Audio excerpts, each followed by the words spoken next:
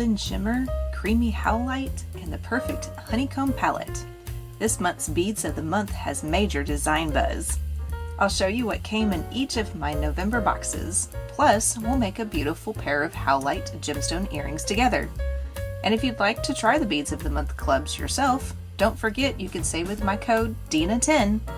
So let's get started. The first club we're going to go through today is going to be the Rotating Beads of the Month club, which this month I received the single Delica 11-O's Beads of the Month club. This month is also called the Honeycomb, and you'll find out why. You can see a couple of the colors right now, but it's very, very well named. I really like this one. This one's going to be fun to do.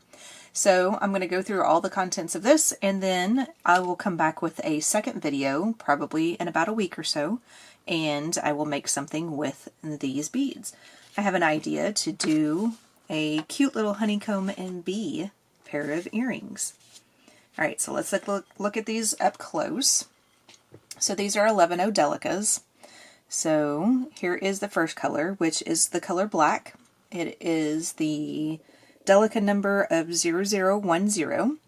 So it's just your opaque black. The next color is obviously very hard to see on a white background, but it is actually the color Pale Peach Lined Crystal AB. So there is a slight little small difference. You can kind of see a little bit of a peachy color whenever you look at it with a naked eye. Of course, the lights in the white background are really, really making it hard to see that. But it does have an AB finish on it as well, so there's a little bit of a fluorescence type look to it. The third one you have is Transparent Light Topaz Luster. This is the number 0099. I did not tell you the number of this one. This one was 0052. So this one is the Transparent Light Topaz Luster. It is 0099. And this one is very transparent in a way. You can kind of see through it a little bit better than some of the other beads. It's not as an opaque color, but it does have a little bit of a luster, so it shines a little bit more. So I like that one too. I like this palette. This is going to be fun. Alright, the next one is Galvanized Yellow Gold. This number is 0410. And then this is your typical gold color. So it's just a yellow gold. So it's very opaque, very shining, because it's galvanized. Your next one is also a very fun color. This one is Galvanized Tarnished Copper. And it is number 0461.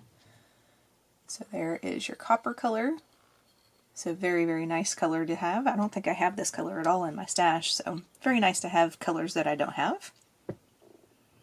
This one I do have in my stash. This is called Dyed Opaque Squash, and it is the number 0651. And it is very opaque, cannot see through it at all, but I have this one in my stash because of other sports designs that I have done in the past and things like that. And some of the sports here in the Houston area, a lot of them actually have orange as in their color. So I have a lot of different orange Delicas just in case I want to do something with the sports. So there is that color. The next one is Dyed Semi-Frosted Opaque Sienna. So you can tell that this one is not as shiny as the others. So that's where you get the semi-frosted color to it. But it's a very, very nice color brown.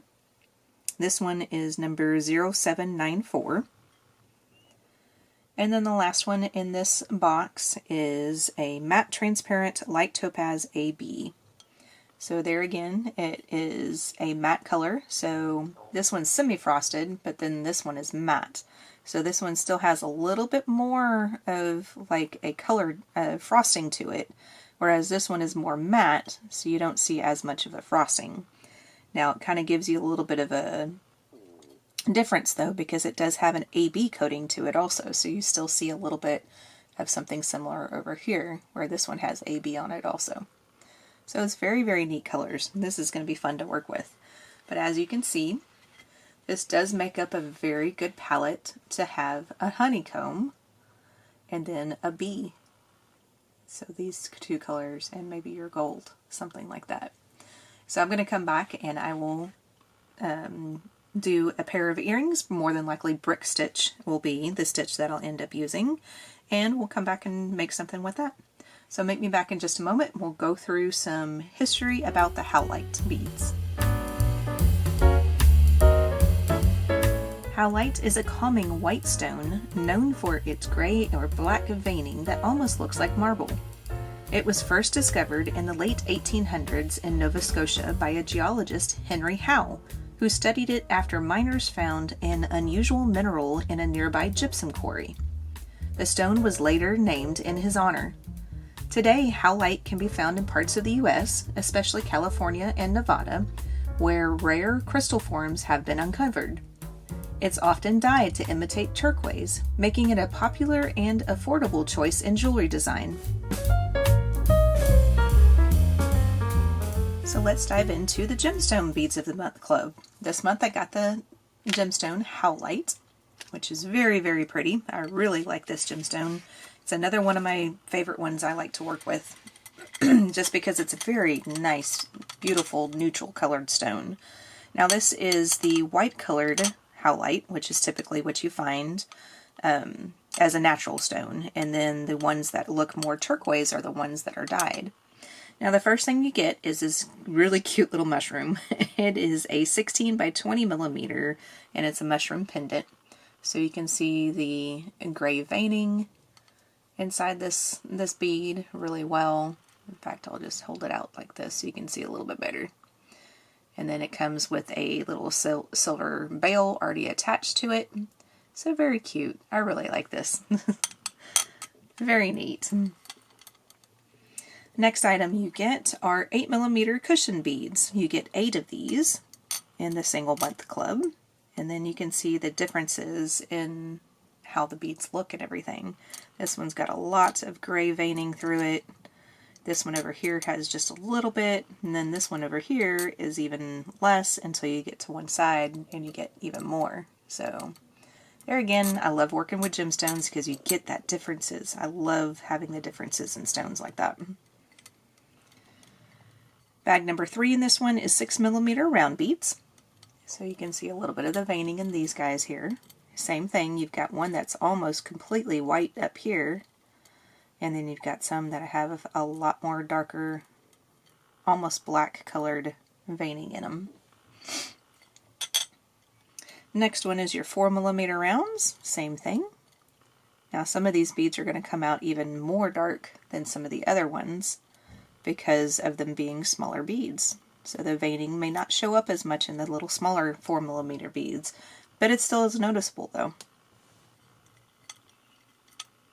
The next bag I'm going to use for my earrings. So if you get the gemstone kit and you want to follow along with me, then just pick out 2 of your flat oval beads. These are 13 by 18 millimeters. You get 4 of these in the single month club. And just pick out 2 of them that look pretty similar to each other.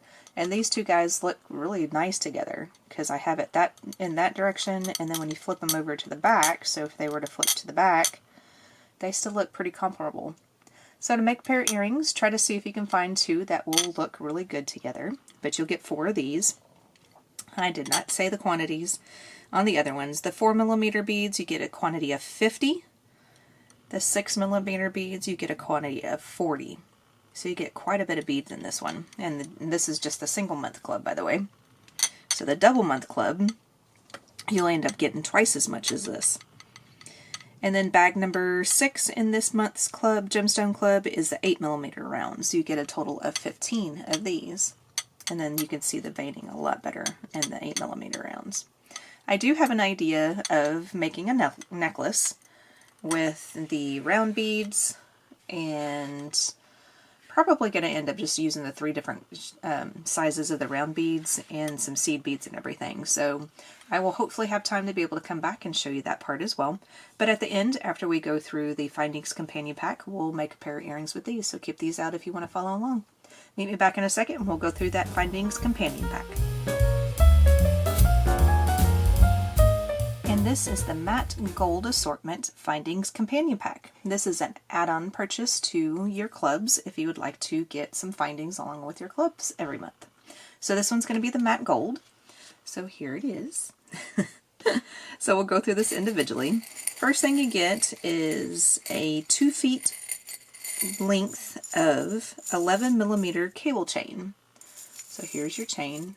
Very, very thick, very big chain, which is very interesting because sometimes you could just make a necklace just straight out of this thing. And it almost feels like it may be aluminum because it kind of has that ting that you can hear. So it kind of feels like it may be aluminum chain. But very nice, very lightweight. So it'd be very easy to make just a plain necklace out of that if you wanted to do that. Now the next thing you get is 3 sets of toggle clasps. Now they're going to be different sizes, and it looks like to me I got 2 of the same size. These 2 look to be about the same size, and then this one just looks to be slightly smaller. But they're very simple, very nice. They're just burnished, you know, the brushed gold look. So very simple, very nice little toggle clasps. And I love how we're getting multiple different types of clasps in the findings packs lately. I like being able to get the different clasps and everything, because the other one that you get is a hook and eye clasp. And then this one looks like that on that side, and it's pretty much the same on the other side, and then the other portion of it is just about the same on both sides too. So that's very neat. I really like being able to get different types of the clasps, because sometimes necklaces will call for this, but then bracelets will call for this, and then, you know, so on and so forth. So I like that.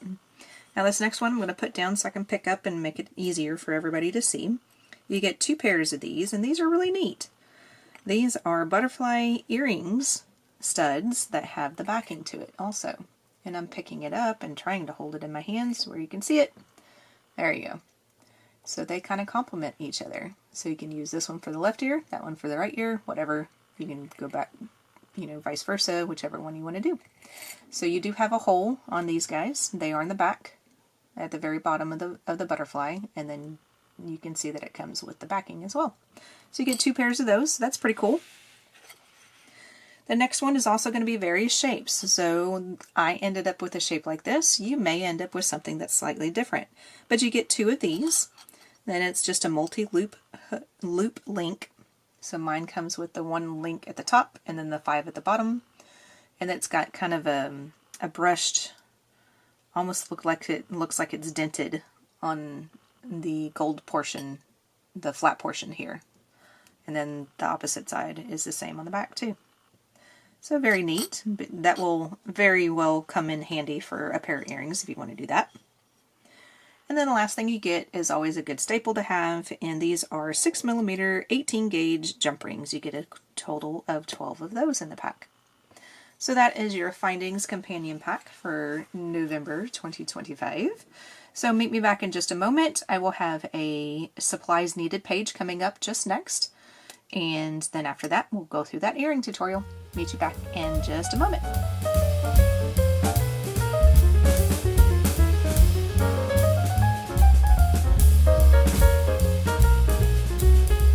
Let's get started on the earring.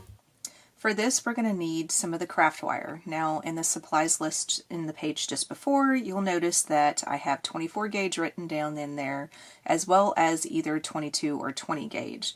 The only reason why I'm using the 24 gauge is because I'm running low on the 22 and the 20 here at the house, and I wasn't sure if I would have enough to be able to do both earrings. So that's why we're using 24 this time. So 22 or 20 would work just as good.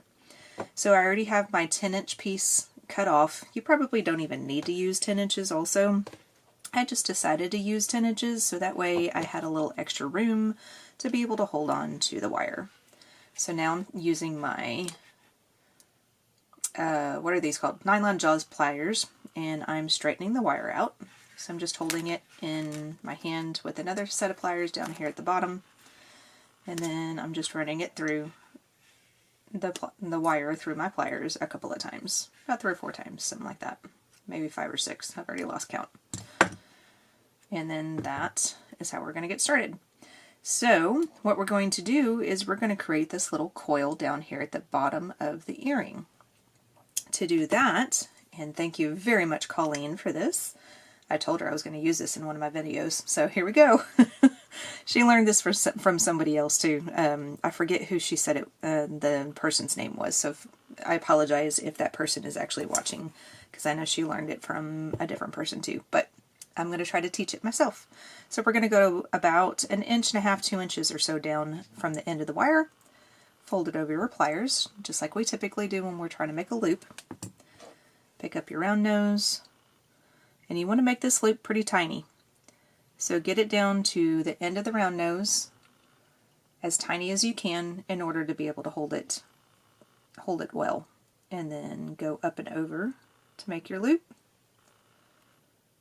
Move your top jaw down to the bottom jaw. Go to the back and complete your loop just like a typical round. So now you have that. Then we're going to hold on to the loop with our pliers, and we're going to do a wrap. We're going to do 3 wraps. So that is 1, 2, and 3 wraps. And then we're going to cut off our excess. So we'll get that cut off. I hope I just did 3 wraps. I think I did. And then we're going to tuck in that little portion of the part that is sticking out, just so it's not sticking out anymore. And then now we're going to squish this little loop inside that coil that we just made. So this is the fun part. Alright, so take your nylon jaw pliers, put it up close or up against the loop itself. Then with another set of pliers off to the side, you grab onto your wire and then you pull in opposite directions. And let me see if I can keep this focused so you can see it. So I'm pulling, trying not to hold on too tight with my right hand so that way my left hand is doing most of the work. And then eventually it's going, oh, nope, missed it. Okay, it's almost there. This is kind of cool. All right, almost there, almost there. Yay! Haha! All right, now that is a little coiled loop. If we can get it to focus. There we go. There's your little coiled loop for the bottom. All right, so after you get that done, straighten out the wire a little bit again. I'm going to put 1 single seed bead on here. Now these are going to be the same seed beads that I'm going to use for the necklace design that I'm going to come up with.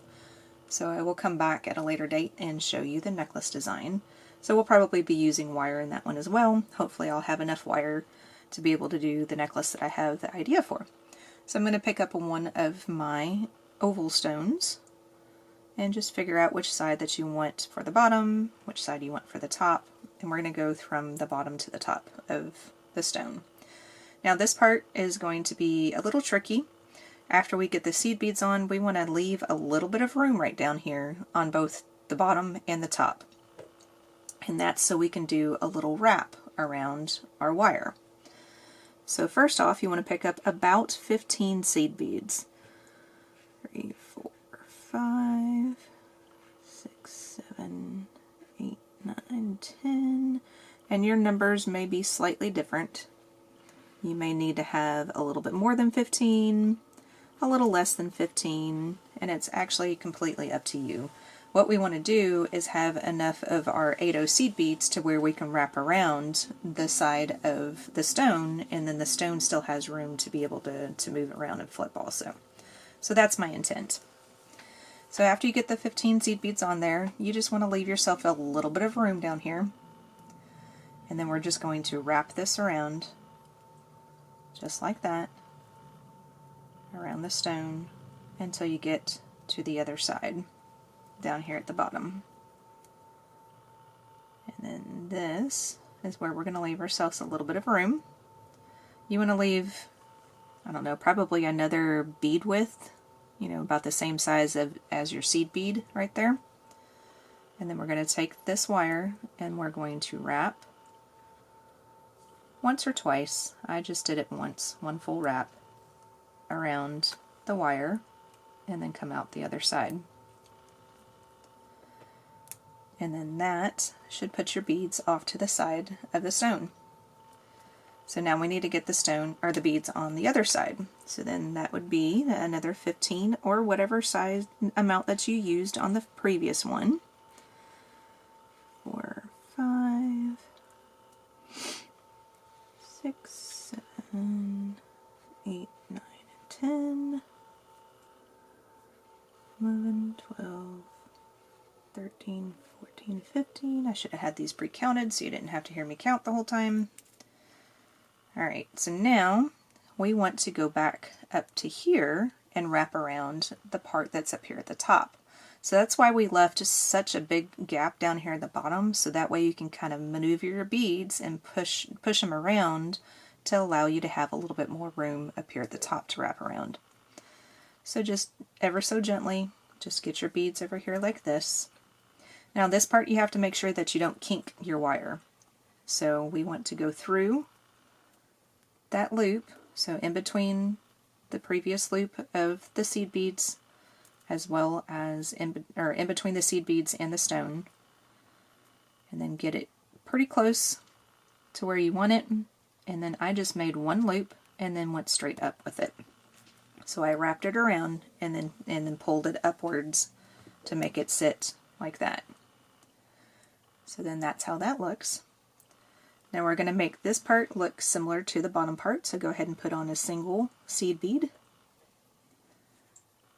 And then that's how we're going to stop the earring basically, and now we're going to make our loop to hook on to the earring. Now the ear wire, I'm using the ear wires that I got in last month's Beads of the Month Findings Companion Pack because it's the silver, and I feel like the silver goes much better with the Howlite and everything. So these have a loop that is hidden on the back, and it's going in that direction, so the loop is going like this. So the loop on the earring is going to have to face us. So in order to do that, turn your earring to the side, pick up your chain nose. This is how I always do my loops.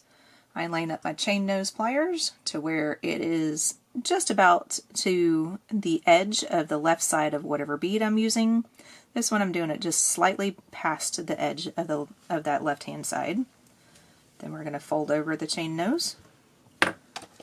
Pick up your round nose in just approximately the same spot, like that. Go up over the round nose, and I'm hitting my camera. Change your top jaw to the bottom jaw, and then continue the loop to the back. And then now we're going to make a few loops, or a few wraps around our wire. I was able to do 3, and you have quite a bit of extra wire left over. I just wanted to have enough to where it was easy for me to hold on to. I didn't cut off enough last time, and it was really, really hard to hold on to it at the end. And we're going to cut off close to the edge, and then we want to tuck in that little portion.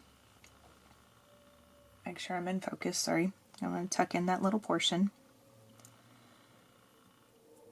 Now the one bad thing about using 24 gauge wire is that it's very movable.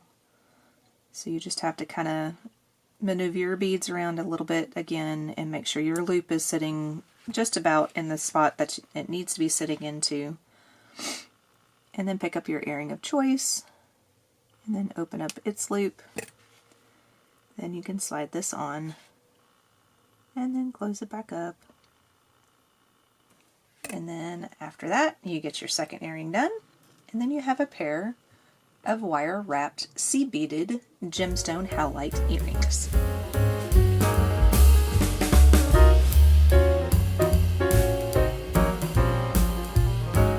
These howlite earrings show how something simple can become stunning with just a few wraps of wire and beads. If you're inspired to make more designs like this, hit subscribe so you'll be here when I share my upcoming honeycomb and bee earrings. They're a sweet match for this month's Beads of the Month. So make sure you hit that bell so you don't miss out on the next video.